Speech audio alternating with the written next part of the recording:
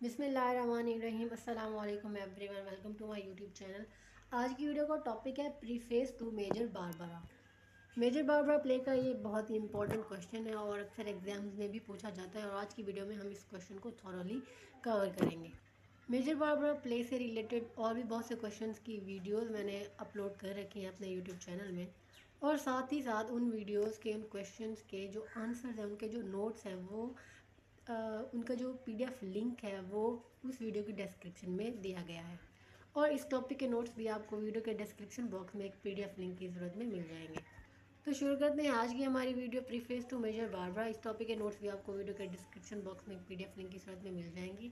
Description box में एक link दिया गया होगा पीडीएफ का, उसको क्लिक करने के बाद वो लिंक आपको एक पीडीएफ की तरफ लेके जाएगा, वहाँ से आप इस टॉपिक के नोट्स ले सकते हैं। तो टाइम ना वेस्ट करते हुए शुरू करते हैं आज की हमारी वीडियो। सबसे पहले हम इंट्रोडक्शन देख लेते हैं प्रीफेस टू मेजर बारबरा का। तो जीवी शॉ ने, जो कि राइटर है इस प्ले के मेजर बारबरा के, उन्होंने बहुत से जो अपने वर्क्स लिखे हैं, जो प्लेज लिखे हैं, उनकी स्टार्टिंग में एक प्रीफेस दिया है। बहुत ही लेंथी प्रीफेसेस दिए हैं उन्होंने अपने हर प्ले के अंदर, हर वर्क के अंदर, जो कि एक थॉरो इंट्रोडक्शन देता है उनके उस वर्क का, कि उस वर्क के अंदर, उस लिटरेरी पीस ऑफ वर्क के अंदर, उस प्ले के अंदर क्या क्या चीज़ जो है वो दी गई है, और उसका एक थॉरो इंट्रोडक्शन हमें देखने को मिलता है जीवी शॉ के प्रीफेस में। तो मेजर बारबरा के साथ भी कुछ इसी तरह का ही सीन है कि मेजर बारबरा का जो प्रीफेस दिया है उन्होंने, उसमें भी उन्होंने एक लेंथी डिटेल्ड एक्सप्लेनेशन दी है, इंफॉर्मेशन दी है पूरे प्ले की, जिससे हमें थॉरो इंट्रोडक्शन देखने को मिलता है कि प्ले के अंदर कौन कौन सी जो थीम्स हैं या प्ले के का जो मेजर एक कॉन्सेप्ट है वो क्या है। और उन्होंने इस प्रीफेस के अंदर, मेजर बारबरा के प्रीफेस के अंदर, उन्होंने एक जो उनका एम है इस प्ले को लिखने का, उसको फुल्ली एंड थॉरोली एक्सपोज किया है। और इस प्रीफेस के अंदर हमें जीवी शॉ के जो व्यूज़ हैं, जैसे सैल्वेशन आर्मी के बारे में जीवी शॉ के हुए, क्रिश्चियनिटी के बारे में, अनार्किज्म के हवाले से, और जो सिग्निफिकेंस है और जो वैल्यू है वेल्थ की, मनी की, पैसे की, और जो पॉवर्टी है उसके क्या क्या जो नुकसानात हैं, और जो पॉवर्टी है उस जो उसकी क्या वजूहात हैं, और उस पॉवर्टी को किस तरह से ख़त्म किया जाना चाहिए, social justice, social reform, crime और पनिशमेंट, इस तरह के जो व्यूज़ हैं, इस तरह के जो कॉन्सेप्ट्स हैं, उनके बारे में जो पॉइंट ऑफ व्यू है जीबी शॉ का, वो हमें इस प्रीफेस के अंदर देखने को मिलता है। इंट्रोडक्शन हमने देख लिया है इस प्रीफेस का। तो अब हम देखेंगे कि इस प्रीफेस या इस क्वेश्चन के अंदर जो कि हम कवर करने जा रहे हैं, इसके अंदर हम क्या क्या पढ़ेंगे। सबसे पहले जो हेडिंग है वो है first aid to critics. Next है the gospel of Andrew Undershaft. दो हेडिंग्स ये हो गई। तीसरी है पॉवर्टी एंड इट्स इविल्स। चौथी है पॉवर्टी नॉट अ ब्लेसिंग। और पांचवी है futility of aesthetics and spiritual values. और पांचवी है the value of money. And छठी है poverty the real enemy. Next है दी सैल्वेशन आर्मी, और Barbara's return to colours, the weaknesses of the Salvation Army, criticism of Christianity, और उसके बाद हम इस टॉपिक को कंक्लूड करेंगे। तो अब सबसे पहली हेडिंग हम देखते हैं फर्स्ट एड टू क्रिटिक्स।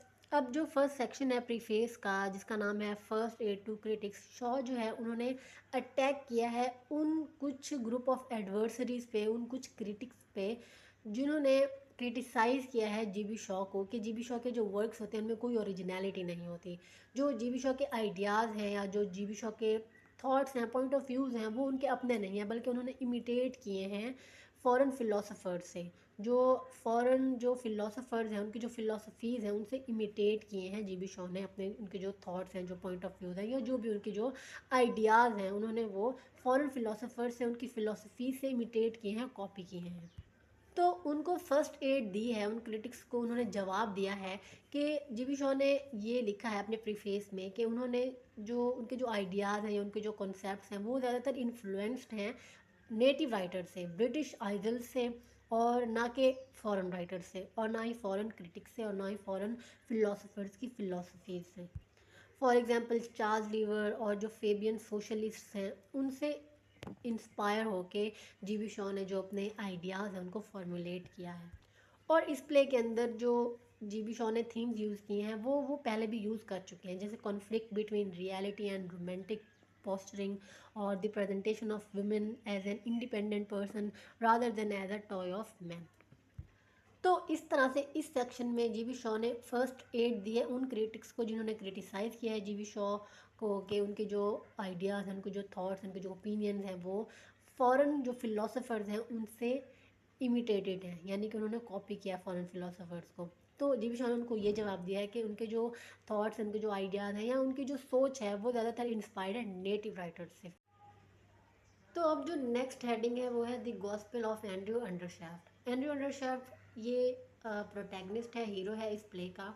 और ये सेक्शन स्टार्ट होता है जब जीवी शॉ जो है उन्होंने वॉर्न कर दिया क्रिटिक्स को अपने अगेंस्ट के उनके जो व्यूज़ हैं वो फॉरेन राइटर से नहीं बल्कि नेटिव राइटर से इंस्पायर्ड हैं। तो अब वो एंड्रयू अंडरशाफ्ट की तरफ आते हैं। एंड्रयू अंडरशाफ्ट जो है हीरो है इस प्ले के, और एंड्रयू अंडरशाफ्ट जो है वो कैनन मेकर है, यानी कि उसकी वेपन बनाने की एक फैक्ट्री है। और वो डेथ एंड डिस्ट्रक्शन का डीलर है, यानी कि वो एक लॉजिकल बंदा है, इंटेलेक्चुअली, स्पिरिचुअली, मोरली वो लॉजिकल बंदा है, लॉजिक को ज़्यादातर समझता है, वो आइडियलिस्टिक नहीं है बल्कि रियलिस्टिक है। और उसके नज़दीक, एंड्रयू अंडरशाफ्ट के नज़दीक जो ग्रेटेस्ट ईविल है, यानी कि तमाम ईविल्स में से जो ग्रेटेस्ट है वो है पॉवर्टी की ईविल। पॉवर्टी एक ग्रेटेस्ट क्राइम है एंड्रयू अंडरशाफ्ट की नज़रों में। और एंड्रयू अंडरशाफ्ट के अकॉर्डिंग जो फर्स्ट ड्यूटी है वो ये है एक ह्यूमन बीइंग की कि वो कुछ भी कर ले लेकिन उसको पुअर नहीं होना चाहिए। और वो चाहता है कि पॉवर्टी को जितना ज़्यादा जल्दी हो सके सोसाइटी से ख़त्म कर देना चाहिए, क्योंकि पॉवर्टी ही जो दूसरी ईविल्स होती हैं उनकी वजह बनती है, उनको क्रिएट करने की वजह बनती है। एंड्रयू अंडरशाफ्ट के नज़दीक जो फ्रेजेस हैं, poor but honest, the respectable poor and all such phrases that such as intolerable and immoral as drunken but amiable, यानी कि एंड्रयू अंडरशाफ्ट के नज़दीक अगर कोई गरीब होता है, पुअर होता है, तो वो ऑनेस्ट होता है। और एक पुअर जो है वो उसके पास इज़्ज़त है, उसके पास रिस्पेक्ट है, और ड्रंकन है बट फ्रेंडली है, यानी कि एक जो है वो ड्रंक करता है लेकिन वो उसका जो बिहेवियर है वो फ्रेंडली है।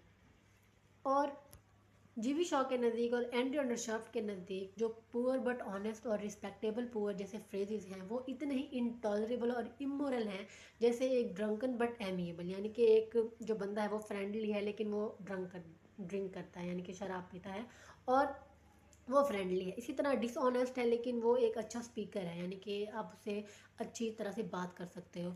और एक स्प्लेंडिड क्रिमिनल, यानी कि ग्लोरियस क्रिमिनल, यानी कि एक तो बंदा है उसने क्राइम किया लेकिन वो ग्लोरियस है, ग्लोरीफाई करता है अपने क्राइम को। तो एंड्रयू अंडरशाफ्ट के नज़दीक जो पुअर बट ऑनेस्ट और रिस्पेक्टेबल पुअर जैसे फ्रेजेस हैं वो इस किस्म के फ्रेजेस के इक्वल ही हैं और इनटॉलरेबल हैं, इमोरल हैं। और पॉवर्टी को जल्द से जल्द सोसाइटी से इरेडिकेट किया जाना चाहिए। जो अंडरशाफ्ट है वो स्पोक्समैन है जीबी शॉ का, जीबी शॉ के जो व्यूज़ हैं वही अंडरशाफ्ट के व्यूज़ हैं, और यही चीज़ इस प्ले को इंटरेस्टिंग और इफ़ेक्टिव बनाती है। और जीबी शॉ और एंड्रयू अंडरशाफ्ट के नज़दीक कोई भी रिलीजन, कोई भी मोरालिटी जो है वो पॉसिबल नहीं है जब तक पॉवर्टी को अबॉलिश ना किया जा सके, जब तक पॉवर्टी को ख़त्म ना किया जा सके। उसके according religion is certainly not for hungry bellies and so long as poverty exist the work of the Salvation Army shall remain futile. अब उनके नज़दीक जो रिलीजन है वो हंग्री बैलीज के लिए नहीं है। वो लोग जो कि हंग्री हैं, जो कि भूखे हैं, उनके पास खाने को कुछ नहीं है, तो वो रिलीजन को क्या ही समझेंगे, वो सल्वेशन आर्मी की जो टीचिंग्स हैं उनको क्या ही वो अंडरस्टैंड करेंगे, इंटरप्रेट करेंगे। तो इस तरह से जो सल्वेशन आर्मी है उसकी जितनी भी सर्विसेज हैं वो यूज़लेस ही रहती हैं, क्योंकि जब तक लोगों को खाना नहीं दिया जाएगा, जब तक लोगों के पेट भरे हुए नहीं होंगे, जब तक लोगों के पास खाने के लिए कुछ नहीं होगा, पहनने के लिए, जब तक उनकी लाइफ सेट नहीं होगी, जब तक वो पॉवर्टी से नहीं बचेंगे, तब तक वो रिलीजन की टीचिंग को बिल्कुल भी अंडरस्टैंड नहीं कर सकते। अब जो थर्ड सेक्शन है या जो थर्ड हेडिंग है the preface to Major Barbara की, वो है poverty and its evils. GB Shaw ने जो रीडर्स हैं उनकी अटेंशन जो है वो डाइवर्ट करने की कोशिश की है, ना सिर्फ पॉवर्टी की तरफ, ये कि पॉवर्टी सिर्फ इविल्स है, बल्कि जो पॉवर्टी है वो और भी बहुत से क्राइम्स और बहुत सी इविल्स की वजह बनती है। तो इस तरह से पॉवर्टी जो है उसको ग्लोरीफाई नहीं किया जाना चाहिए। जीवी शॉ के according blessed are the poor, ये जो फ्रेज़ है ये एक एब्सोल्यूट रबिश है, एब्सोल्यूट नॉनसेंस है, और पॉवर्टी जो है उसको टॉलरेट नहीं किया जाना चाहिए according to GB Shaw and according to Andrew Undershaft. कि जो पॉवर्टी है उसको बिल्कुल भी बेयर नहीं किया जाना चाहिए, पॉवर्टी को जितनी जल्दी हो सके सोसाइटी से इरेडिकेट किया जाना चाहिए।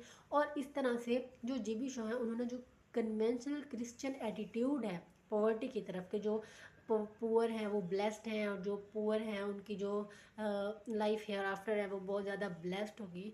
इस चीज़ का बहुत मजाक उड़ाया गया है जीबी शॉ की तरफ से इस प्रीफेस के अंदर। नेक्स्ट जो हेडिंग है वो भी पॉवर्टी से ही रिलेटेड है, पॉवर्टी नॉट अ ब्लेसिंग।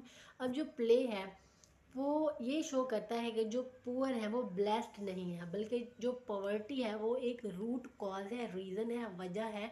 जो सोसाइटी के अंदर बहुत सी इल्स हैं, सोसाइटी के अंदर जो बहुत सी ईविल्स हैं, सोसाइटी के अंदर जो बहुत सी बुराइयां हैं, उनकी जो मेजर रीज़न है, जो मेजर वजह है वो पॉवर्टी ही है।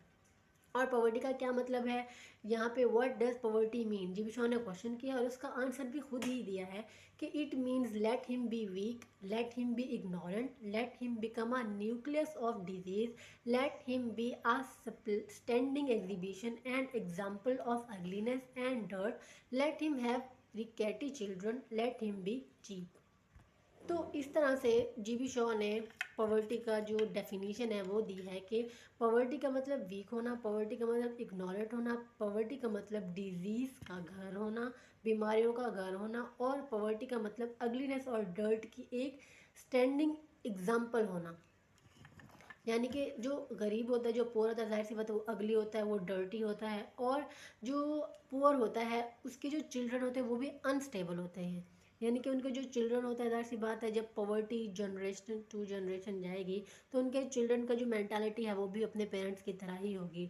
और लेट हिम बी चीप, यानी कि जो पुअर होता है वो घटिया होता है, घटिया इंसान होता है जो पुअर होता है। तो जीबी शॉ ने जो क्वेश्चन किया पॉवर्टी का उसका आंसर भी खुद ही दिया, और पॉवर्टी की जो डेफिनेशन है उसको थॉरोली यहाँ पे एक्सप्लेन किया है।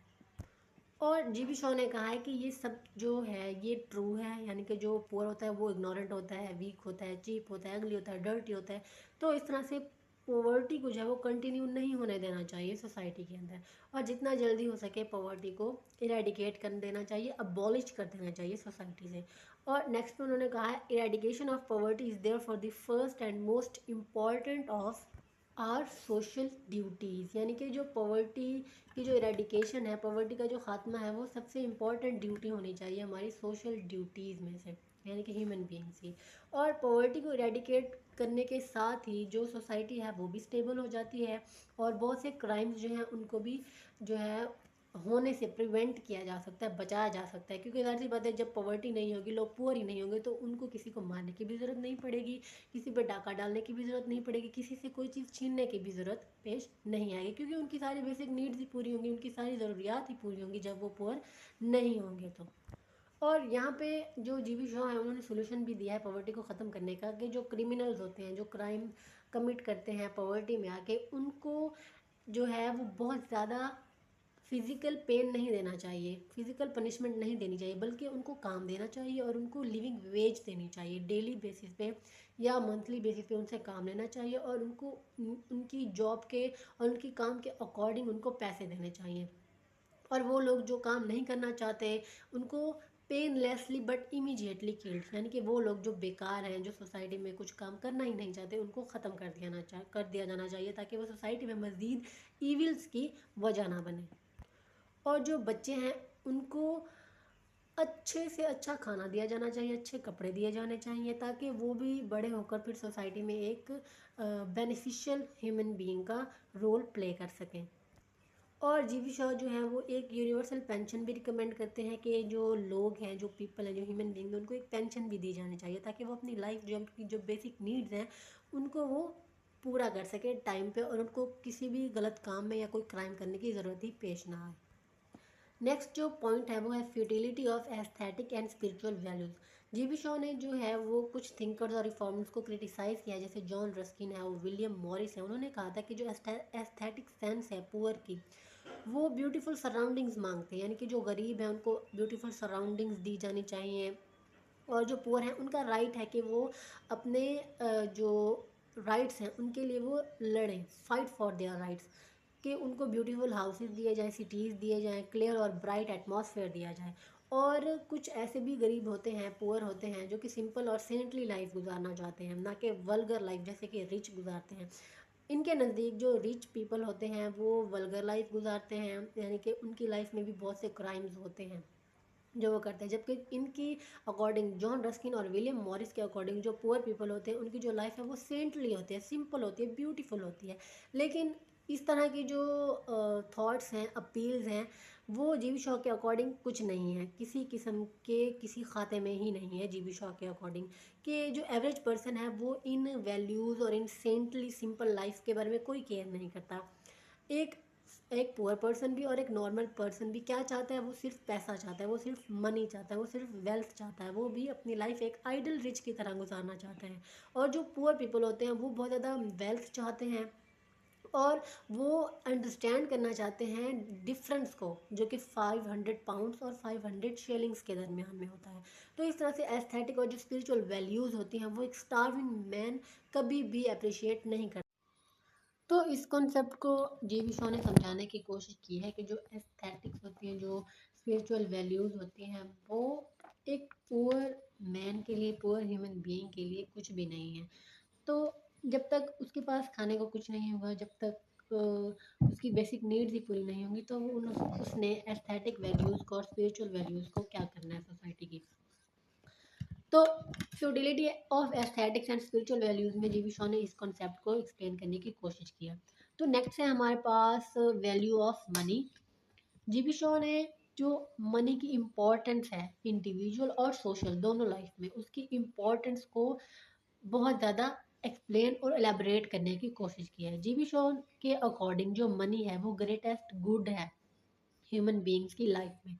यानी कि अगर वेल्थ है तो सब कुछ है, पैसा है तो सब कुछ है।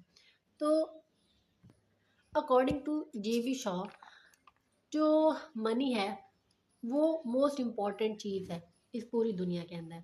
और जो मनी है वो क्या रिप्रेजेंट करती है, वो हेल्थ को रिप्रेजेंट करती है, स्ट्रेंथ को रिप्रेजेंट करती है, ऑनर को और जेनरोसिटी और ब्यूटी को रिप्रेजेंट करती है। जो वेल्थ है, जो पैसा है, जो मनी है, यानी कि अगर एक बंदे के पास पैसा है, वेल्थ है, मनी है, तो उसके पास हेल्थ भी है, स्ट्रेंथ भी है, ऑनर भी है, जेनरोसिटी भी है, ब्यूटी भी है। उसके पास सेहत है, उसके पास ताकत है, उसके पास इज्जत है, उसके पास ब्यूटी है, उसके पास सब कुछ है। तो जो नेशन की जो फर्स्ट एंड फॉरमोस्ट नीड है, ज़रूरत है, वो मोरल मोरालिटी, एस्थेटिक्स या स्पिरिचुअलिटी नहीं है, बल्कि वेल्थ है। ना तो इंसान को टेम्परेंस चाहिए, ना ब्रेड चाहिए, ना मोरालिटी चाहिए, ना लिबर्टी चाहिए, ना कल्चर रिडेम्पशन चाहिए, बल्कि क्या चीज़ चाहिए, वो सिर्फ और सिर्फ मनी है, वो सिर्फ और सिर्फ पैसा है। और जीवी शॉ ने कहा है, and the evil to be attacked is not sin suffering, greed, priestcraft, kingcraft, demagogy, monopoly, ignorance, drink, war, pestilence, nor any other of the scapegoats which reformers sacrifice but simply poverty. तो अब जीवी Shaw के according जो evil है, greatest scene है, greatest evil है society के अंदर, वो सीन नहीं है, सफरिंग नहीं है, ग्रीड नहीं है, प्रीस्ट क्राफ्ट यानी कि डोमिनेंस नहीं है, किंग क्राफ्ट नहीं है, और डिसेप्शन नहीं है, और पेंडेमिक नहीं है, मोनोपली नहीं है, इग्नोरेंस जहालत नहीं है, ड्रिंक नहीं है, वॉर नहीं है, और ना ही कोई और किसी किस्म की जो स्केप गोट्स। इसका मतलब होता है कि वो लोग जिनके ऊपर इल्ज़ाम लगाया जाता है कि उन्होंने कुछ रॉन्ग किया है, या क्रिमिनल्स इनको हम कह लेंगे, ना सिर्फ उनकी रेडिकेशन की ज़रूरत है, बल्कि सिर्फ और सिर्फ किस चीज़ को के खात्मे की ज़रूरत है, वो सिर्फ और सिर्फ पॉवर्टी ही है। यानी कि पॉवर्टी को ख़त्म कर दें तो दुनिया की हर ईविल जो है वो ख़त्म हो जाएगी, अकॉर्डिंग टू जीवी शॉ। तो नेक्स्ट जो पॉइंट है वो भी पॉवर्टी से ही रिलेटेड है। मैक्सिमम प्रीफेस के अंदर उन्होंने पॉवर्टी को ही पकड़ पकड़ के धोया है जीवी शॉ ने, और वेल्थ को ग्लोरीफाई किया है। तो पॉवर्टी दी रियल एनिमी, क्रिश्चियनिटी जो है उसने हमेशा ही ये सिखाया है कि इंसान का जो एनिमी है वो डेविल है, और डेविल के साथ ही लड़ना है। लेकिन अकॉर्डिंग टू जीवी शॉ, जो इंसान का रियल एनिमी है वो डेविल नहीं है, बल्कि पॉवर्टी है, जिससे लड़ा जाना चाहिए और जिसको हराया जाना चाहिए और जिससे छुटकारा हासिल करना चाहिए। और एंड्रू अंडरशाफ्ट और जीबी शॉ के अकॉर्डिंग जो पॉवर्टी है उसको जल्द से जल्द ख़त्म कर देना चाहिए, चाहे उसके लिए पॉवर्टी के साथ जंग ही क्यों ना करनी पड़े। और उनके अकॉर्डिंग जो मनी है वो फर्स्ट नीड है ह्यूमन बींग्स की, और जो पॉवर्टी है वो वायलेस्ट सिन है, ईविल है सोसाइटी की और मैन की। तो इसलिए जो रियल एनिमी है ह्यूमन बींग का वो डेविल नहीं है, according to GB Shaw and Andrew अंडरशाफ्ट, वो पॉवर्टी है, और पॉवर्टी को ही ख़त्म करना चाहिए। तो नेक्स्ट पॉइंट है the Salvation army. Salvation army एक ऑर्गेनाइजेशन है जो कि मेजर बारबरा चलाती है, और इसके अंदर जो पुअर पीपल होते हैं उनको लेकर आया जाता है, उनकी सैल्वेशन की जाती है, उनसे कन्फेशन कराए जाते हैं और उनको रिलीजन की टीचिंग्स दी जाती हैं, क्रिश्चियनिटी की टीचिंग्स दी जाती हैं, और फिर उनसे कन्फेशंस कराए जाते हैं, और उनको जो रिलीजन का जो पाथ है, जो रिलीजन का रास्ता है, उनके ऊपर चलाया जाता है। तो जो नेक्स्ट पॉइंट है दी सल्वेशन आर्मी, वो पूरा का पूरा सल्वेशन आर्मी के ऊपर ही कंसिस्ट करता है। जीबी शाह जो है वो इस कंसिडरेशन की तरफ आते हैं कि जो सल्वेशन आर्मी है उसका जो वर्क है वो फ्यूटाइल है, वो इतना बेनिफिशियल नहीं है सोसाइटी के लिए जो सल्वेशन आर्मी जो काम कर रही है। तो इस क्रिटिसिज्म में जो जीवी शॉ है उनको बहुत ज़्यादा क्रिटिसाइज़ किया गया क्रिटिक्स की तरफ से, कि जीवी शॉ ने जो है वो क्रिटिसाइज़ किया सैल्वेशन आर्मी को, रिलीजियस टीचिंग्स को, क्रिश्चियनिटी की टीचिंग्स को जो है जीवी शॉ ने क्रिटिसाइज़ किया है। लेकिन जीवी शॉ जो है वो इस चीज़ का एक मजाक बनाते हुए नज़र आते हैं कि क्रिटिक्स को इस किस्म का जो है वो रियलाइजेशन ही नहीं हो रही कि सैल्वेशन आर्मी के पार्ट के साथ उनको डील किस तरह से करना है। जबकि जीवी शॉ ने सैल्वेशन आर्मी को क्रिटिसाइज़ नहीं किया, बल्कि सैल्वेशन आर्मी की जो वर्किंग है उनको हाईलाइट किया है कि जो सैल्वेशन आर्मी है वो किन लोगों के पैसों से चल रही है, किन लोगों की वेल्थ से चल रही है, वो कौन है। डेथ एंड डिस्ट्रक्शन के वेपन्स बनाने वाले जो कि एंड्रयू अंडरशाफ्ट है, जिनकी वेपन की फैक्ट्री है, एंड्रयू अंडरशाफ्ट भी जो है वो पैसे देते हैं सैल्वेशन आर्मी को।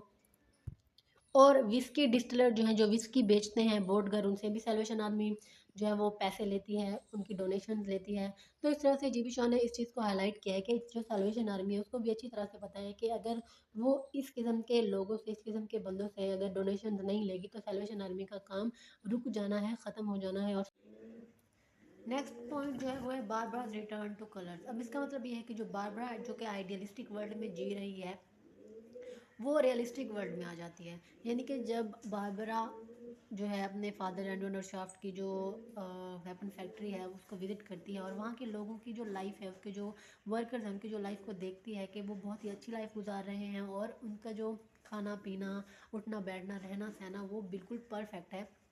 और बारबरा को उसका जो फादर है एंड्रयू अंडरशाफ्ट ये रियलाइज़ कराता है कि तुम जो है सिर्फ ब्रेड से और खाने पीने की जो चीज़ें हैं वो दे के लोगों के दिमाग को, लोगों के जो माइंड है उनको कन्वर्ट नहीं कर सकती, बल्कि जब उनको एक वेल्दी और एक अच्छी लाइफ दी जाएगी तब भी वो रिलीजन की जो टीचिंग्स हैं उनको समझ सकते हैं। तो इस तरह से बारबरा को जो है वो ये रियलाइज़ हो जाता है कि रादर देन के लोगों को ब्रेड और इस टाइप की जो चीज़ें होती हैं उनको दिखाकर उनको रिलीजन की तरफ माइल किया जाए, बल्कि उनकी लाइफ को बेहतर बनाकर और पॉवर्टी को रेडिकेट करके ही जो सोसाइटी है उसको एक बेहतर सोसाइटी बनाया जा सकता है। नेक्स्ट है the weaknesses of the Salvation Army. अब जो साल्वेशन आर्मी है उसकी वीकनेसेस को यहाँ पे जीवी शॉ ने जो है वो हाईलाइट किया है। उसमें सबसे पहली जो वीकनेस है वो ये है कि जो साल्वेशन आर्मी है वो लोगों की जो लाइफ है उसकी साल्वेशन को उनके मरने के बाद की जो सॉल्यूशन है उसका यकीन दिलाती है, जबकि जो जीवी शाह है वो ये चाहते हैं कि जो लोगों की लाइफ है वो इसी दुनिया में ही बेहतर हो जाए, बेहतरीन हो जाए। उसके अलावा जो कन्फेशन की जो एक हैबिट है, जो कन्फेशन की जो एक रस्म चल पड़ी है क्रिश्चियनिटी के अंदर, उसको भी वो क्रिटिसाइज़ करते हैं कि जब एक मर्तबा एक बंदा कन्फेशन कर देता है पैसे दे के या कुछ करके भी अपने गुनाहों का जो है एतराफ़ कर लेता है, तो वो एक तरह से उससे बरी हो जाता है, फ्री हो जाता है, और वो दोबारा ही उस किस्म का गुनाह करने में किसी किस्म की कोई झिझक महसूस नहीं करता, क्योंकि उसको पता होता है कि उसका जो पिछला गुनाह है वो माफ़ हो चुका है, और अब वो गुनाह करेगा तो दोबारा जाके वो माफ़ी मांग लेगा, कन्फेशंस कर लेगा। तो इस तरह की जो वीकनेसेस हैं वो हाईलाइट की हैं जीबी शॉ ने इस जो सेक्शन है weakness of the Salvation army के अंदर। तो नेक्स्ट है क्रिटिसिज्म ऑफ क्रिश्चियनिटी। तो जीबी शॉ ने जो क्रिश्चियनिटी को उसको क्रिटिसाइज़ किया है, क्योंकि क्रिश्चियनिटी का जो मैक्सिमम एसोसिएशन है वो वेल्थ और मटेरियलिज्म के साथ ही है, क्योंकि जो साल्वेशन आर्मी है वो डोनेशंस लेती है वेल्दी पीपल से, जैसे बोटगर हो गया और एंड्रयू अंडरशाफ्ट हो गया, और उन्हीं डोनेशंस के साथ ही वो जो ऑर्गेनाइजेशन की जो एक्टिविटीज़ हैं वो चल पड़ती हैं। तो इस तरह से अकॉर्डिंग टू एंड्रयू अंडरशाफ्ट और जीबी शॉ जो क्रिश्चियनिटी है वो अलोन, अकेले जो सोसाइटी की जो इश्यूज़ हैं, सोसाइटी की जो इविल्स हैं उनको सॉल्व नहीं कर सकती। तो अब कंक्लूजन है, इसके अंदर कुछ पॉइंट्स जो है वो हाईलाइट किए गए हैं जीवी शॉ की तरफ से, कि फर्स्ट जो पॉइंट है वो ये है कि हर एबल बॉडीड पर्सन, यानी कि हर वो बंदा जिसकी बॉडी जो है वो सही सलामत है, उसको काम दिया जाना चाहिए और उसको पैसे कमाने के लिए एफर्ट्स करनी चाहिए। नेक्स्ट जो है वो जो वेल्थ है नेशन की वो इक्वल प्रोपोर्शन में होनी चाहिए, यानी कि जो वर्कर्स हैं, जो ओनर्स हैं, उनको जो है वो इक्वल वेल्थ दी जानी चाहिए और क्रूअल पनिशमेंट से रोका जाना चाहिए, क्योंकि जब वर्कर्स को क्रूअल पनिशमेंट दी जाएगी तो उनकी जो बॉडी के पार्ट्स हैं ज़ाहिर सी बात है वो डैमेज होंगे, और जब वो डैमेज होंगे तो उनकी जो मैन पावर है वो इफेक्ट होगी और जो मैन पावर है उसका वेस्ट होगा। तो सेकंड पॉइंट तो ये हो गया। थर्ड पॉइंट ये है कि जीवी शॉ ने जो है ये मेंटेन किया है कि जो फॉरगिवनेस है वो नहीं दी जानी चाहिए कन्फेशंस के ज़रिए, क्योंकि जो इंसान है, एक आदमी अगर कोई गुनाह करता है या कोई क्राइम करता है तो उसको उसकी पनिशमेंट दी जानी चाहिए, क्योंकि जब वो कन्फेशंस कर लेता है तो वो उस गुनाह से बरी हो जाता है, अपने आप को फ्री कर लेता है और वो दोबारा उसी किस्म का क्राइम करने की कोशिश करता है। तो इस तरह की जो कन्फेशन है, जो फॉरगिवनेस है, इनको अबॉलिश किया जाना चाहिए सोसाइटी से। और फाइनली जीवी शॉ जो है उन्होंने कहा इस कंक्लूजन के अंदर कि जो इंस्टीट्यूशन हैं, जो ऑर्गेनाइजेशन हैं, जैसे सल्वेशन आर्मी होगी, जो चर्च हो गया, उसको अपनी जो सर्विसेज हैं, जो अपनी एक्टिविटीज़ हैं, वो ऑनेस्टली जो है वो प्ले करनी चाहिए। उनका जो रोल है वो ऑनेस्ट होना चाहिए सोसाइटी के अंदर, ना कि किसी किस्म की वेल्थ से या मटेरियलिस्टिक जो नोशन है उससे रिलेटेड होना चाहिए।